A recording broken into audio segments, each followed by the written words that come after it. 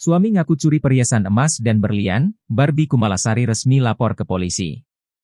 Selebritas Barbie Kumalasari resmi melaporkannya suaminya, Bagus Saputra ke Polda Metro Jaya atas kasus dugaan pencurian perhiasan emas dan berlian miliknya. Bagus Saputra suami Barbie Kumalasari dikabarkan menghilang dari rumah sejak Kamis, 4 Juli 2024, pagi, bersamaan dengan menghilangnya perhiasan emas dan berlian milik Kumalasari.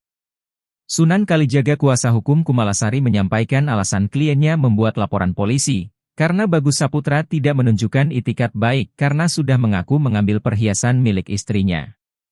Sunan menyebut kalau Bagus sudah memberikan kabar kepada Kumalasari dan sudah mengakui mengambil perhiasan istrinya di rumah.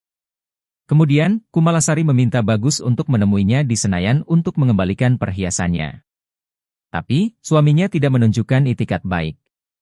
Ditunggu jam 3 sore tadi sampai jam 5 sore gak ada kabar. Akhirnya kami memutuskan melaporkan Bagus Saputra ke polisi, kata Sunan Kalijaga di Polda Metro Jaya, Semanggi, Jakarta Selatan, Jumat, 5 Juli 2024, malam. Dalam laporannya, Sunan membawa bukti berupa percakapan pengakuan Bagus yang sudah mengambil perhiasan Kumalasari melalui pesan singkat atau chat, serta voice note. Herdian Saksono kuasa hukum Kumalasari lainnya menyampaikan bahwa laporan polisi kliennya sudah diterima oleh petugas Polda Metro Jaya. Herdian meminta kepada penyidik untuk meneruskan laporan Barbie Kumalasari dan segera menangkap Bagus Saputra meski mereka baru 1 bulan menikah. Karena ancaman hukumannya di atas 5 tahun penjara, jadi harus ditindak dengan cepat, ujar Herdian Saksono.